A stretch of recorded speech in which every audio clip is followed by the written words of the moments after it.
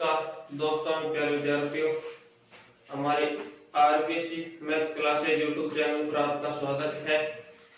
गुणनखंड विधि से के बाद में आज हमारी दूसरी विधि है पूर्ण वर्ग विधि।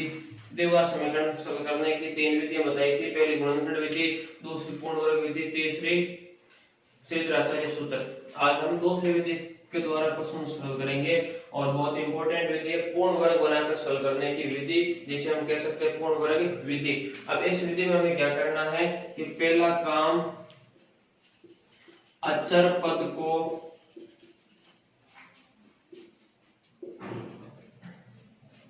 राइट हैंड साइड में भेजना, अचर पद को राइट हैंड साइड में भेजना।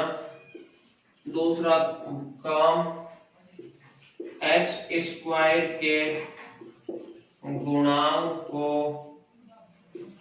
पूरे समीकरण में भाग देना। तीसरा काम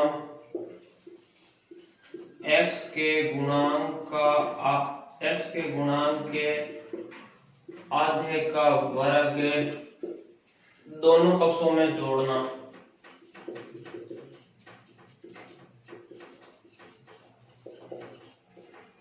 देखिएगा एग्जाम के माध्यम से सरल करेंगे तो समझ में आ जाएगा। हमें इन तीन नियमों का प्रयोग करना है। पहला कार्य में करना, अचर पद को राइट हैंड साइड में भेजना है कि जो भी अचर पद होगा उसे हमें उस तरफ भेजना है। उसके बाद में दूसरा काम करना है एक्स स्क्वायर के गुणांक का पूरे समीकरण में भाग लगाना है। और दूसरा काम करने के बाद में यह इंपॉर्टेंट वर्क है, इस पर ध्यान देना है, इसमें गलती होने की संभावना ज्यादा रहती है। इसके में एक्स के गुणांक के आधे का वर्ग, एक्स के गुणांक के आधे का वर्ग दोनों पक्षों में जोड़ना है। अब अगर ये कार्य हम कर लेंगे तो इधर वाली साइड में हमें पूर्ण वर्ग प्राप्त हो जाएगी। क्या प्राप्त हो जाएगी? पूर्ण वर्ग प्राप्त हो जाएगी। और उसको बाद में हमें सरल करेंगे, जो कि हम एग्जाम्पल के माध्यम से समझेंगे। अगर इस तरीके का आप अगर स्क्रीनशॉट लेना चाहते हो तो स्क्रीनशॉट ले सकते हो। पहला कार्य अचर पद को राइट हैंड साइड में भेजना, दूसरा काम कार्य एक्स स्क्वायर के गुणांक का पूरे समीकरण में भाग देना, तीसरा एक्स के गुणांक के आधे का वर्ग दोनों पक्षों में जोड़ना। ये काम करने के बाद में इधर वाली साइड हमें पूर्ण वर्ग प्राप्त हो जाएगी। उसके बाद में हमें सरल करना है। हम एक एग्जांपल के माध्यम से, ये क्वेश्चन के माध्यम से समझते हैं। जैसा कि हमारा क्वेश्चन है कि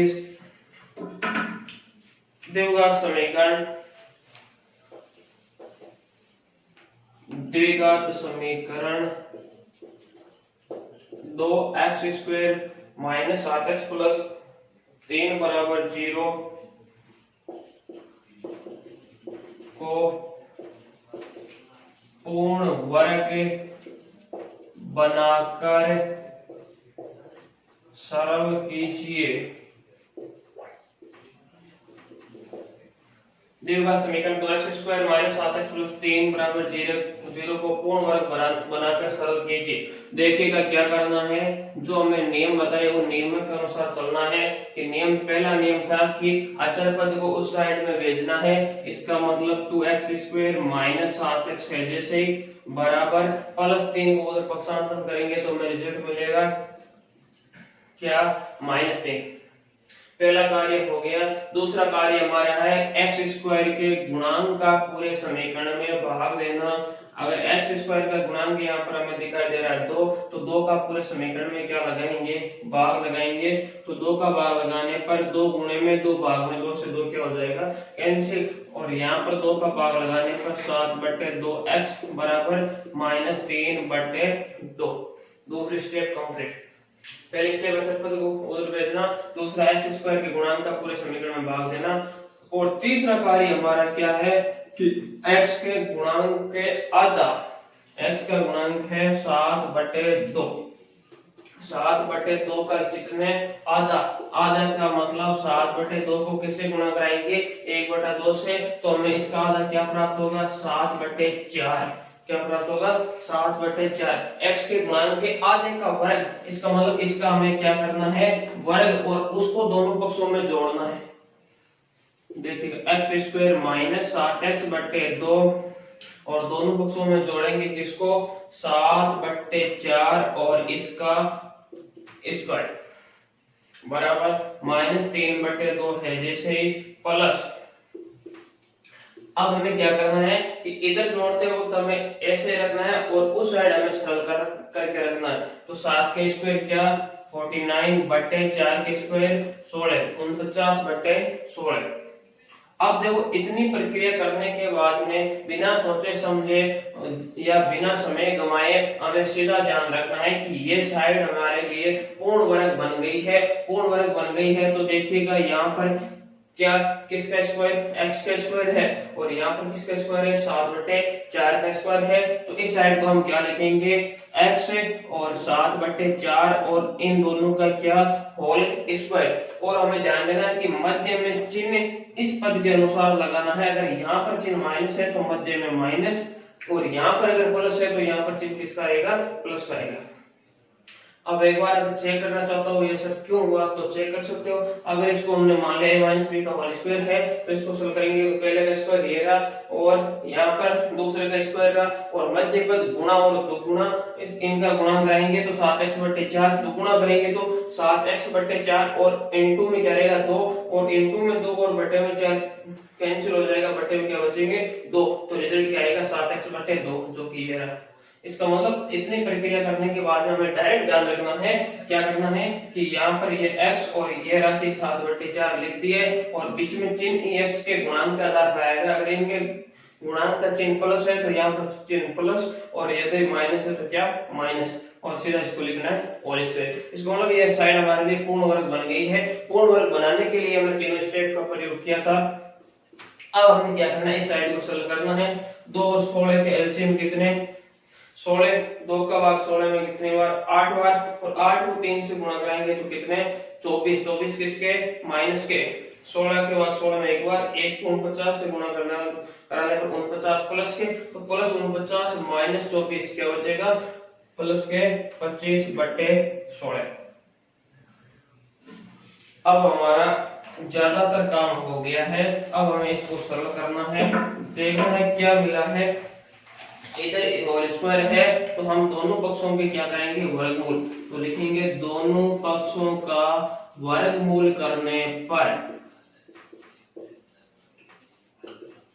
दोनों पक्षों का वर्गमूल करने पर, वर्गमूल करेंगे तो इस साइड 2 घात है तो वर्गमूल करने पर रूट और स्क्वायर आपस में स्वतः क्या हो जाएंगे, कैंसिल। तो इस साइड हमें क्या मिलेगा, x - 7/4 बराबर, वर्गमूल करेंगे तो इधर क्या लगेगा, रूट 25/16। वर्गमूल करेंगे तो चिन्ह क्या आएंगे, प्लस है माइनस, एक बार प्लस के दूसरी बार है माइनस के। अब हमें इसे सरल करना है तो सरल करेंगे तो क्या करेंगे, x - 7/4 बराबर 25 का वर्गमूल 5 और 16 के 4, तो क्या मिल गए 5/4। एक बार तो 5/4 किसके, प्लस के, और एक बार हम किसके लेंगे, माइनस के। तो दूसरा क्या बनेगा, x - 7/4 बराबर -5/4। अब इसको हम सरल कराएंगे तो -7/4 उधर जाने पर 7/4 प्लस के 5/4, इधर क्या x, और इसमें क्या 7/4 माइनस को ट्रांसफर करने पर प्लस के 7/4 माइनस 5/4। अब हम इन्हें सरल कराते हैं। एलसीएम 4 और 4 का भाग 4 में एक बार, 1 × 7 7 और यहाँ पर 5, 7 + 5 कितने 12, और यहाँ पर क्या मिलेगा रिजल्ट, एलसीएम 4 और 7 - 5 कितने 2। अब इसे सरल करते हैं, 4 का भाग 12 में 3 बार देते हुए, और यहाँ पर x 2 और 4 कैंसिल करते हुए क्या उसके 1/2, तो एक मान 3 और दूसरा मान क्या मिल गया 1/2। उम्मीद करता हूँ विधि समझ में आई होगी। आप इस प्रश्न का एक बार स्क्रीनशॉट जरूर लें।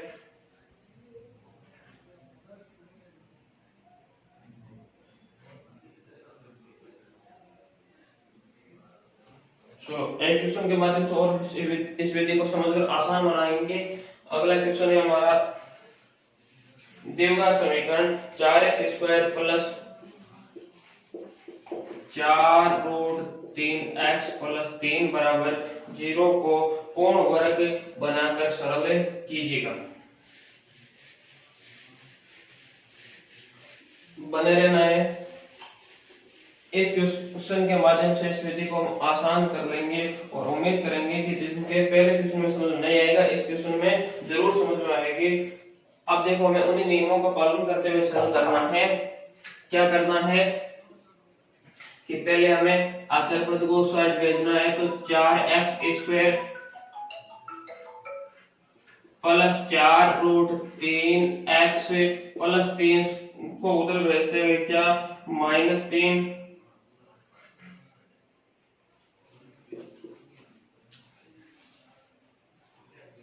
4x² बराबर 4x² plus 4 root 3x plus 3 को उधर भेज दिया -3। पहला काम क्या है, अचर पद को साइड में भेजना, भेज दिया। दूसरा काम हमारा क्या है, x² के गुणांक का पूरे समीकरण में भाग लगाना है। तो x² का गुणांक कितना है, 4 है, तो 4 का पूरे समीकरण में भाग लगाएंगे तो यहाँ पर क्या बचेगा x² और यहाँ पर भी 4 का भाग लगाएंगे तो 4 से 4 कैंसिल, क्या बचे रूट 3x बराबर -3 बटे कितने 4। दूसरा काम हो गया।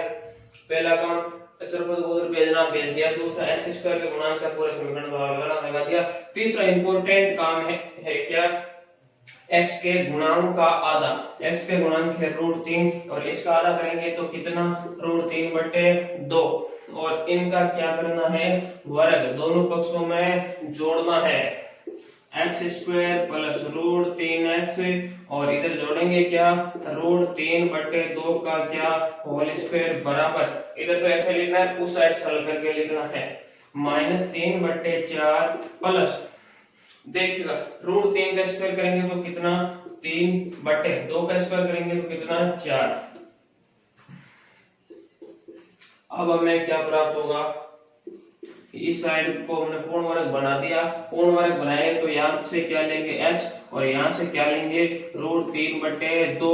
बताइए बीच में चिन्ह किसका आएगा, प्लस या माइनस, x का गुणांक सर प्लस दिखाई दे रहा है तो चिन्ह भी निश्चित रूप से किसका आएगा प्लस का, और इसको क्या कर दिया ये इसका क्या है होल स्क्वायर बराबर -3 बटे 4 प्लस 3 बटे 4 क्या मिलेगा रिजल्ट 0।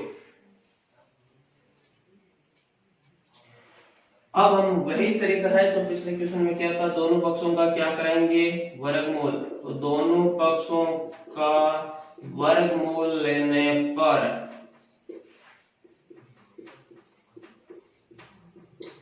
स्क्वायर रूट लेना दोनों साइड से।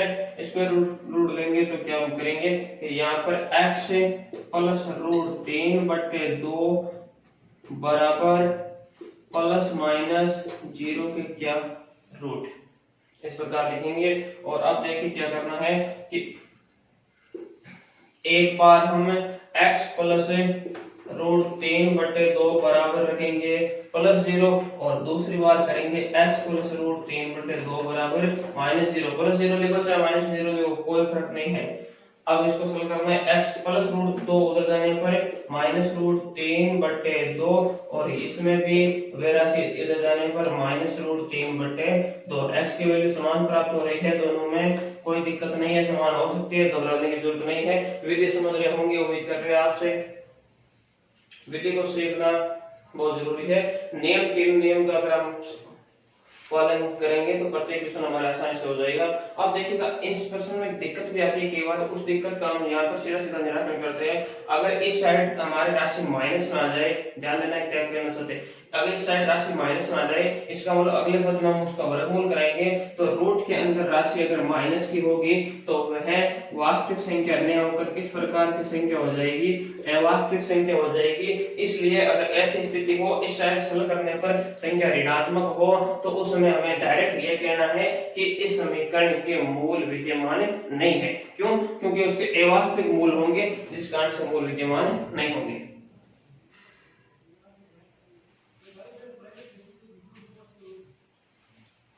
चलो एक क्वेश्चन और करते हैं अपन।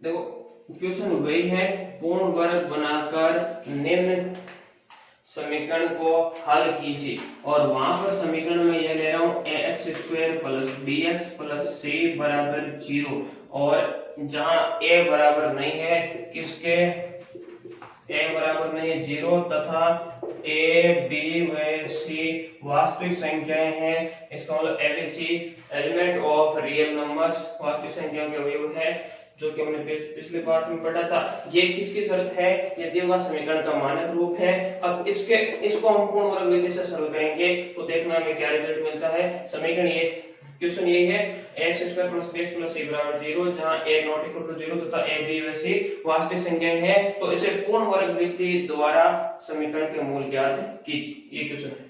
अब इसे हम सरल करेंगे तो हमारे नियम के अनुसार चलेंगे। पहला नियम क्या, अचर पद को साइड भेजना है। अचर पद में क्या दिखाई दिया, प्लस सी, उधर भेजने पर क्या माइनस है सी। दूसरा काम क्या करना है, एक्स स्क्वायर के गुणांक का भाग लगाना है। तो एक्स स्क्वायर का गुणांक है यहाँ पर a, तो a का भाग लगाएंगे तो यहाँ पर केवल एक्स स्क्वायर प्लस यहाँ पर क्या b बट्टे a इंटू में x बराबर माइनस c बट्टे a। दोनों स्टेप पूरी। तीसरी स्टेप हमारी क्या होती है, तीसरी स्टेप हमारी ये होती है x के गुणांक का आधा। x के गुणांक है b बटा a और इसका आधा करेंगे तो क्या मिलेगा b बटा 2a, b बटा 2a और इसका क्या करना है वर्ग और दोनों पक्षों में जोड़ना है। तो इस साइड हमने लिख दिया एक्स स्क्वायर प्लस b बट्टे a इंटू एक्स प्लस क्या जोड़ेंगे b बट्टे 2a और इसका होल स्क्वायर इस साइड में और इस साइड में भी इस राशि को जोड़ेंगे माइनस c बट्टे a प्लस होल स्क्वायर तो b के स्क्वायर b स्क्वायर बट्टे 2 का वर्ग 4 और a स्क्वायर। ध्यान देना है। अब अगला काम हम क्या करते हैं कि हम कहेंगे ये साइड पूर्ण वर्ग है तो यहाँ से लिया x, यहाँ से लिए क्या b बट्टे 2a और बताइए बीच में x के गुणांक के लिए चिन्ह प्लस है तो बीच में चिन्ह किसका, प्लस का और इसका यह क्या हो गया होल स्क्वायर, जो कि पिछले क्वेश्चन में हमने अभी तक सीखा था उसी आधार पर हम कर रहे हैं। और अब इन दोनों का एलसीएम लेंगे तो इन दोनों का एलसीएम क्या आएगा 4a स्क्वायर। अब एक का भाग 4a स्क्वायर में कितनी बार 4a बार और 4a को किससे गुणा कराएंगे माइनस c से तो मिलेगा माइनस 4ac प्लस इसका भाग इसमें कितनी बार एक बार जाएगा और एक को इस राशि से गुणा करेंगे तो हमें मिलेगा प्लस के b स्क्वायर। तो ऊपर राशि मिली प्लस के b स्क्वायर माइनस 4ac। तो हम इसको ऐसे भी लिख सकते हैं कि दूसरा पद पहले और पहला पद बाद में, तो b स्क्वायर माइनस 4ac। कोई दिक्कत नहीं है, उम्मीद करता हूँ आप अच्छी तरह से समझ रहे होंगे। अब अगला स्टेप हमने क्या किया था, दोनों पक्षों के वर्गमूल लेने पर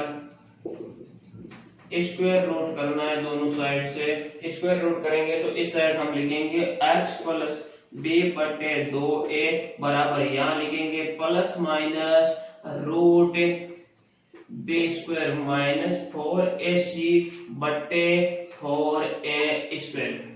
कोई दिक्कत नहीं है। पिछले क्वेश्चन में भी हमने इसी प्रकार से सरल किया था और यहाँ पर भी हम इसी प्रकार से सरल कर रहे हैं। अब देखिए क्या करना है, x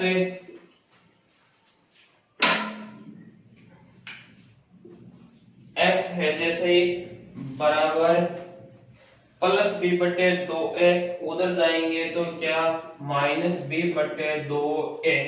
एक बार हम प्लस की ले रहे हैं, चलो ले लिया प्लस का, और क्या ले रहे हैं ऊपर भी रूट है नीचे भी रूट है तो ऊपर इसके रूट सरल नहीं होंगे तो ऊपर की राशि के हमने रूट लगा दिए और लिख दिया b square minus 4ac root में बटे।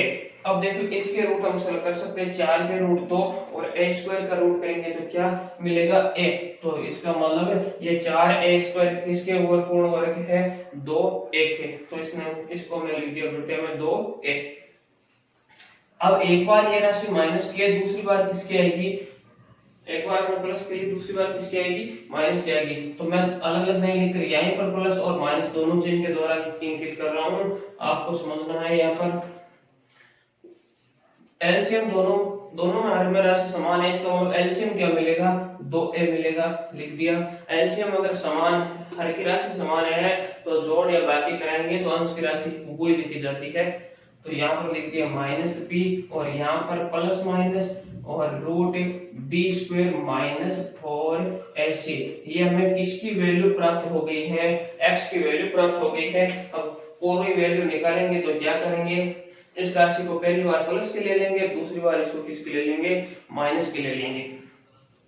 अब देखिए हमने किया क्या है कि ये द्विघात समीकरण का मानक रूप था और इसमें हमने ये पता था कि एक्स स्क्वायर का गुणांक क्या होता है, ए होता है, बी होता है किसका गुणांक, ए एक्स का गुणांक, और सी होता है जिसका क्या होता है, अचर पद होता है। और अब यहाँ पर हमने एक्स का मान ए बी और सी के पदों में प्राप्त किया है, किसके पदों में प्राप्त किया है, ए बी सी के पदों में प्राप्त किया है। तो किसी भी प्रकार के समीकरण में अगर हम x की वैल्यू निकालना चाहते हैं तो वहां पर क्या करेंगे, ए बी सी की वैल्यू डायरेक्ट यदि इस सूत्र में लिखकर सरल करेंगे तो हमें किसकी वैल्यू प्राप्त हो जाएगी, x की वैल्यू प्राप्त हो जाएगी।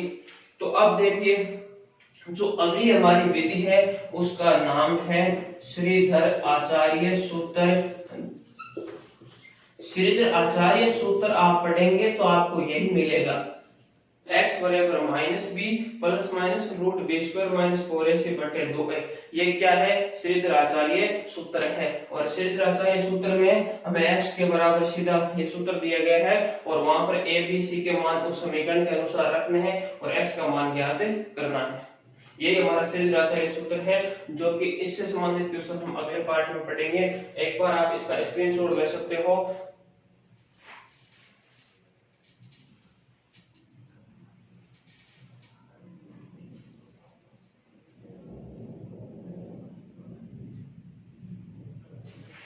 स्क्रीनशॉट ले लिया तो मैं उम्मीद करता हूं कि जो आपको अभी तक बताया गया था, पहली गुणनखंड विधि और अब उसके बाद हमने पूर्ण वर्ग विधि पढ़ी और पूर्ण वर्ग विधि के ही प्रश्न लेकर हमने क्या प्राप्त कर लिया, श्रीधर आचार्य सूत्र प्राप्त कर लिया। इसका मतलब ये हमने श्रीधर आचार्य सूत्र का सत्यापन किया है और हमें इस सूत्र को डायरेक्ट याद रखना है। इससे हम किसी भी प्रकार का द्विघात समीकरण हो उसके मान ज्ञात कर सकते हैं जो कि बहुत आसान रहेगा। इसका अध्ययन हम अगले पार्ट में करेंगे।